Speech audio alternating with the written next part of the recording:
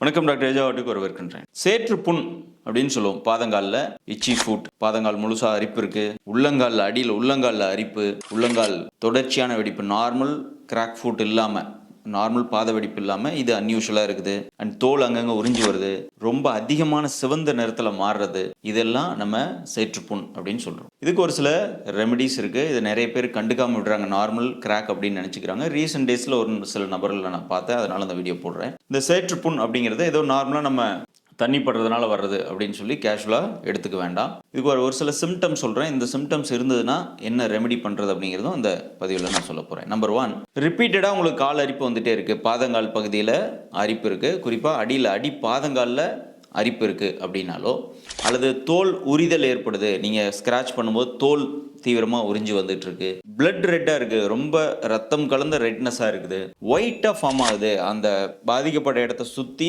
வெள்ளை நிறத்தில் தோல் உறிஞ்சி ஃபார்ம் ஆகுது அப்படின்னா இது ஃபங்கல் இன்ஃபெக்ஷன், அதாவது பூஞ்சை கிருமி டீனியா பிடிஸ் அப்படிங்கிற ஒரு ஃபங்கல் இன்ஃபெக்ஷனோட தாக்கம் இருக்கிறதுனால தான் இவ்வளோ தீவிரமாக ஆகுது அப்படிங்கிறத தெரிஞ்சுக்குவோம். இது நம்ம அத்லட் ஃபுட் அப்படின்னு காமனாக சொல்கிறது. அத்லட் ஃபுட் அப்படிங்கிறது அது ஒரு காமன் நேம். அத்லட் ஃபுட், அத்லட்ஸ்னால் விளையாடுறவங்களுக்கு மட்டும் வரும் அப்படின்னு அர்த்தம் கிடையாது. இந்த அத்லட் ஃபுட் அப்படிங்கிறது அந்த டீனியா பெடிஸ் அப்படிங்கிற ஒரு பூஞ்சை கிருமினால் வரக்கூடிய ஒரு பிரச்சனை. ஸோ இந்த மாதிரி இருந்தது உங்களுக்கு ரிப்பீட்டடாக அப்படியே இருக்குன்னா, இது உடனடியாக நீங்கள் டாக்டர்கிட்ட போயிட்டு ஒரு ஆன்டி ஃபங்கல் ட்ரீட்மெண்ட்டாக எடுத்துக்கணும். அதுக்கு பதிலாக நீங்கள் மெடிக்கலில் போய் ஸ்டீராய்டு க்ரீம் யூஸ் பண்ணுறது தவறுங்க. ஏன்னா வந்த 2-3 பேரும் அந்த கால் வெடிப்புக்காக போயிட்டு ஸ்டீராய்டு க்ரீம் யூஸ் பண்ணிட்டு வராங்க. அந்த ஸ்டீராய்டு க்ரீம் நீங்கள் போய் டைரெக்டாக கேட்டு வாங்கி யூஸ் பண்ணுறதுனால அப்போதைக்கு அது குணமாகும் மாதிரி தெரியும், ஒரு மார்க் பண்ணும், அதை மறைச்சி வைக்குது. ஆனால் உள்ளே அந்த ஃபங்கஸ் தீவிரமாக இயங்கிட்டு இருக்கு. அப்போ அந்த க்ரீம் யூஸ் பண்ணுறதை நிறுத்தின உடனே மீண்டும் அந்த ஃபங்கஸ் அதிகமாக ஃப்ளரிஷாக வளருது, பாதிப்பு இன்னும் தீவிரம் மாறுறதை நம்ம பார்க்குறோம். எனவே இதை அவாய்ட் பண்ணோம் அப்படின்னா, ஒரு 10 நாளுக்கு மேலே உங்களுக்கு இந்த அறிகுறிகள்லாம் இருந்ததுன்னா கண்டிப்பாக ஒரு தோல் டாக்டரையோ அல்லது ஜென்ரல் ஃபிசிஷியனை பார்த்து செக் பண்ணிக்கிட்டு ஒரு ஆன்டி ஃபங்கல் ட்ரீட்மெண்ட்டாக பண்ணிக்கிறது ரொம்ப ரொம்ப அவசியம். யாருக்கெல்லாம் இந்த மாதிரி அத்லட் ஃபுட் அல்லது சேற்றுப்புண் வருது அப்படின்னா, கால் பராமரிப்பு இல்லாமல் இருக்கிறவங்க, அதாவது முறையாக கால் பராமரிக்காமல் ரொம்ப அன்ஹைஜீனிக்காக இருக்கிறோம் அப்படின்னாலோ, அல்லது ரொம்ப நீண்ட நேரம் ஷாக்ஸ் யூஸ் பண்ணுறோம் அப்படின்னா வர்றதுக்கு வாய்ப்பு இருக்குது. குறிப்பாக ஸ்கூல் கோயிங் சில்ட்ரனுக்கு ரொம்ப ஷாக்ஸ் யூஸ் பண்ணுறதுனால வருது. அதேமாதிரி பெரியவங்களுக்கும் ஷாக்ஸ் யூஸ் பண்ணுறது ரொம்ப வெட்டாக இருக்குது, ஈரமான நிலையில் ஷாக்ஸ் யூஸ் பண்ணுறாங்க, நிறைய ஸ்வெட் ஆகுது, வேர்க்குது, அந்த வேர்வையோடையே ஷாக்ஸ் யூஸ் பண்ணிட்டே இருக்கிறோம்னா வரலாம். அல்லது ஷூவில் இந்த ஃபங்கஸ் மாதிரி இருந்து அந்த ஷூஸ் மூலமாக பரவறதுக்கு வாய்ப்பு இருக்குது. ஷூ க்ளீனாக இல்லை, ஷூவை ஃப்ரீக்வெண்ட்டாக நம்ம வாஷ் பண்ணாமல் யூஸ் பண்ணுறோம் அப்படின்னா அந்த அழுக்குலேருந்து ஃபங்கஸ் ஃபார்ம் ஆகி அதில் டீனியா பெடிஸுங்கிற கிருமி ஃபங்கஸ் ரொம்ப ஈஸியாக வளரும். எங்கெல்லாம் ஈரப்பதமாக இருக்கோ வெட்டாக இருக்கோ அங்கே இந்த கிருமி ஈஸியாக வளர முடியும், பரவ முடியும். அதே மாதிரி ஒரு நபரில் வீட்டில் வேறு யாருக்காவது இருக்குன்னா அவங்கக்கிட்டேருந்து கூட இன்னொரு நபருக்கு டிரான்ஸ்மிட் ஆகிறது கூட நிறைய வாய்ப்புகள் இருக்குது. நம்ம வேர் பண்ணுற இந்த பேண்ட் ரொம்ப லென்த்தாக போடுறோம், நம்ம பாதங்கால் விட்டு லென்த்தாக அப்படியே மடித்து சுருக்கி விட்டுக்கிறோம், அடியில் பாதங்கால்லாம் அப்படியே தேய்ச்சிட்டு அந்த பேண்ட்டோடைய அப்படியே நடக்கிறோம் அப்படின்னா அதனால் வரத்துக்கு நிறைய வாய்ப்புகள் இருக்குது.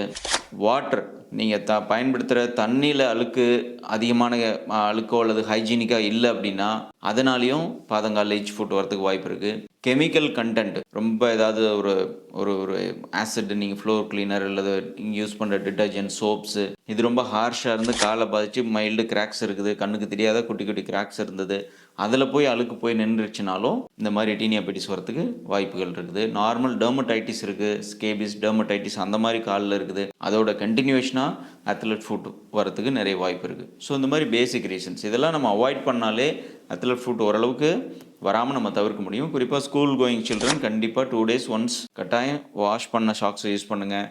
நிறைய ஸ்வெட் ஆகிறவங்களா இருந்தால் டெய்லி வாஷ் பண்ண ஷாக்ஸ் அண்ட் ஷூஸ் யூஸ் பண்ணுறது ரொம்ப ரொம்ப இம்பார்ட்டன்ட். அப்படி உங்களுக்கு அத்லட் ஃபுட் இருக்குது அப்படின்னா ஸ்கூலில் பெர்மிஷன் வாங்கிட்டு கொஞ்ச நாள் ஷூஸ் இல்லாமல் போகிறதுக்கு பெர்மிஷன் வாங்கி அதை கொஞ்சம் காற்றோட்டமாக வச்சுக்கிறது ரொம்ப ரொம்ப முக்கியம். ஷூஸ் ஃப்ரீக்வெண்ட்டாக வாஷ் பண்ண, யூஸ்வலாக ஷாக்ஸ் வாஷ் பண்ணுவாங்க, ஷூஸ் வாஷ் பண்ண மாட்டாங்க. ஸ்கூல் சில்ட்ரன் ஈவன் அடல்ட் பெரியவங்களும் நீங்கள் ஷூஸ் வீக்லி ஒன்ஸாவது நல்லா ஹாட் வாட்டரில் வாஷ் பண்ணணும். இதெல்லாம் தான் தடுக்கும் முறைகள். ஒன்ஸ் வந்துருச்சு அப்படின்னா அது முன்னாடியே நான் சொன்ன மாதிரி தான், இந்த விஷயங்கள்லாம் ஃபாலோ பண்ணிக்கிட்டு கூட ட்ரீட்மெண்ட் எடுத்துக்கணும். நேச்சுரலாக ஏதாவது பண்ணலாமான்னா இது உயிருள்ள கிருமினால் வர்றதுன்றதுனால இயற்கையாக ஆயுர்வேதா அப்ரோச்சில் நம்ம எது பண்ணாலும் அந்தளவுக்கு எஃபெக்டிவாக இருக்காது. பட் ஓரளவு கட்டுப்படுத்துறதுக்கு நீம் வாட்டர் வாஷ் ஹெல்ப் பண்ணும். நீம் வாட்டர்னால் நல்லா கொதிக்கிற தண்ணியில் நிறைய வேப்ப இலைகளை போட்டு நல்லா ஆற வச்சு அந்த தண்ணியில் பாதங்கள் நல்லா வாஷ் பண்ணி ட்ரை பண்ணலாம். அதேமாதிரி விரல்களுக்கு இடுக்கில் தான், விரல் சந்தில் தான் அதிகமான கிருமி தாக்கம் இருக்குது இந்த மாதிரி அத்லெட் ஃபுட்டில். எனவே அந்த விரல் இடுக்குகளை ப்ராப்பராக அந்த வேப்பிலை தண்ணியில் நல்லா வாஷ் பண்ணலாம். வாஷ் பண்ணி ட்ரை பண்ணணும். ரொம்ப ட்ரைனஸாக இருக்குது அப்படின்னா அதாவது அலோவேரா ஜெல் யூஸ் பண்ணலாம். அதிகமான கலப்படம் இல்லாத நீங்களே வீட்டில் செய்கிற அலோவேரா ஜெல், அதாவது சோற்று கற்றாழை எடுத்து அதை க்ளீன் பண்ணிட்டு உள்ளே இருக்கிற அந்த ஜெல் மட்டும் கால் பகுதியில் அப்ளை பண்ணிட்டு வரலாம். இது அப்போதைக்கு ஒரு சூதிங் எஃபெக்டை கொடுக்கும், இச்சிங் கம்மி பண்ணும். மற்றபடி ஃபங்கஸ் இருக்குன்னா ஆன்டிஃபங்கல் மருந்தாக எடுக்கிறது தான் ஹெல்ப் பண்ணும். இதை அப்ளை பண்ணிக்கிட்டு ப்ளஸ் நீங்கள் உங்கள் டாக்டரை பார்த்து மருந்துகள் எடுக்கிறது நல்லது. கால் எப்பவும் ஈரமாக வச்சுக்கூடாது, நல்லா வாஷ் பண்ணி நல்லா ட்ரை பண்ணி அதை எப்பவும் உலர்ந்த நிலையில் வச்சுக்கிறது தான் அந்த கிருமி மேலும் வளராமல் இருக்கும். ஸோ இதெல்லாம் ஃபாலோ பண்ணுங்கள். குறிப்பாக இந்த ஸ்கூல் அண்ட் காலேஜ் போகிறவங்க, டெய்லி ஷூஸ் யூஸ் பண்ணுறவங்க, இவங்கெல்லாம் ரொம்ப கேர்ஃபுல்லாக இதெல்லாம் மெயின்டைன் பண்ணுறது, இந்த ஹைஜீனிக்கை மெயின்டைன் பண்ணுறது இந்த அத்லெட் ஃபுட் அப்படிங்கிற பாதங்கால் பூஞ்சை கிருமி நோய் வராமல் தவிர்க்க முடியும். ஸோ இந்த வீடியோவை உங்கள் ஃப்ரெண்ட்ஸ் அண்ட் ஃபேமிலியில் யாரெல்லாம் ஸ்கூல் கோயிங் நிறைய ஷூஸ் யூஸ் பண்ணுவாங்க அப்படின்ற மாதிரி இருக்கிறவங்களுக்கு ஷேர் பண்ணுங்கள். அவங்க இந்த ஹைஜீனை மெயின்டைன் பண்ணாங்கன்னா அந்த பிரச்சனை வராமல் தடுக்கிறதுக்கு யூஸ்ஃபுல்லாக இருக்கும். நன்றி, வணக்கம்.